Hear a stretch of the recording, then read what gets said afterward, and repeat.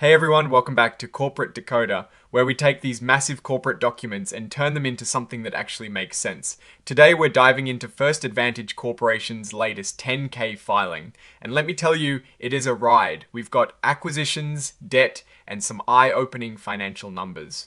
Remember to join our Discord community linked in the description below if you want to discuss these filings and get more insights. Alright, First Advantage Corporation. They're a global software and data company, big on identity solutions, background checks, the stuff that helps companies hire people without accidentally hiring a supervillain. They just dropped their annual report for the year ending the 31st of December 2025. And as usual, we're here to decode what it all means. Let's not bury the lead. The company's been busy. They completed a pretty massive acquisition of Sterling Check Corp back in October 2024. This acquisition really changed their scope, almost doubling their revenues for the year ending the 31st of December 2025. Revenue shot up to $1,574.4 million, up a massive 83% from the previous year. That is largely thanks to Sterling, who brought in about $659.5 million in revenue. Now, with more revenue comes more costs, right? Cost of services jumped by about 90.5%, reaching $855.3 million. While this sounds like a lot, it is not entirely unexpected given the Sterling acquisition. However, the cost of services as a percentage of revenue did creep up to 54.3%, a bit higher than the 52.2% last year. This suggests that, on a proportional basis, the costs to deliver their services increased, partly due to Sterling's business mix. Selling, general, and administrative expenses, or SG4A, actually went down slightly year over year, from $263.9 million to $236.2 million in 2025. This might seem good, but it is mainly because a lot of the big acquisition-related costs from the Sterling deal, like professional fees and debt refinancing costs, were concentrated in 2024. So while the expense is down, it is more about a shift in costs than a fundamental reduction in operational spending. Here is a big one to watch: depreciation and amortization. This figure jumped a significant 70.4% to $248.6 million. Most of this increase is tied to the Sterling acquisition too, specifically the step up in the value of acquired assets, which is a standard accounting practice after a big purchase. This also means higher non-cash expenses going forward. And speaking of increased costs, interest expense more than doubled, jumping to $168.7 million.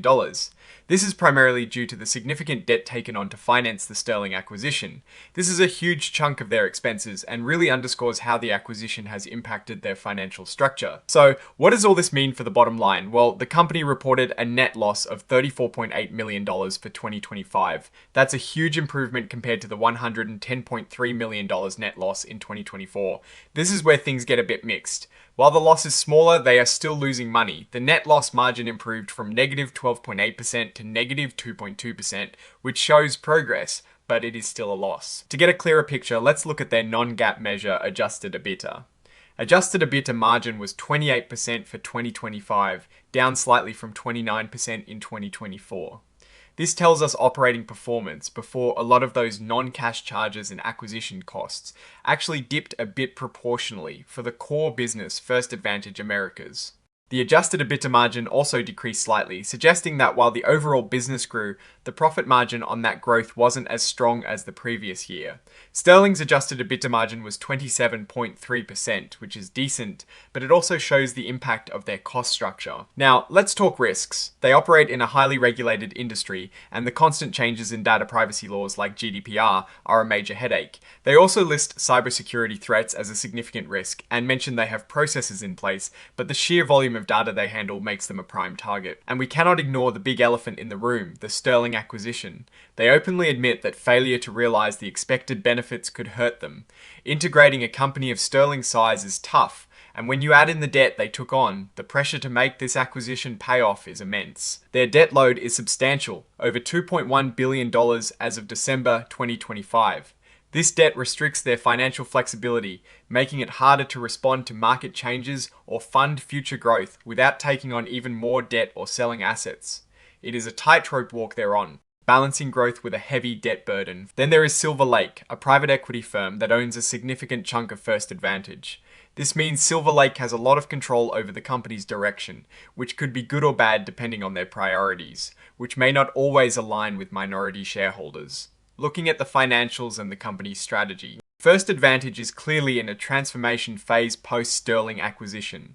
The massive revenue jump is undeniable, but it's crucial to see if they can effectively manage the increased costs, particularly the debt, their core business. First Advantage Americas shows resilience with steady adjusted EBITDA margins, but the overall company performance is still being shaped by the integration and the financial leverage. The biggest strength is their market position and diversification, serving a wide range of industries and customers. However, the heavy reliance on debt and the integration challenges with Sterling present significant risks. They need to show that they can translate this larger scale into sustained profitability and efficient operations, not just revenue growth. So, what is the verdict? First Advantage is playing a high stakes game. With the Sterling acquisition, the revenue growth is impressive. But the rising debt and slightly softening operating margins are areas to monitor closely. They are trying to get bigger and more capable, but that comes with a significant financial price tag and execution risk. Alright, that is our breakdown of First Advantage Corporation's financial health. What is your take on these numbers and what they signal for the company's future? Drop your thoughts in the comments. If this analysis was valuable, hitting that like button really helps. And subscribe for more deep dives. Don't forget to check out the Discord in the description. Thanks for watching. See you next time.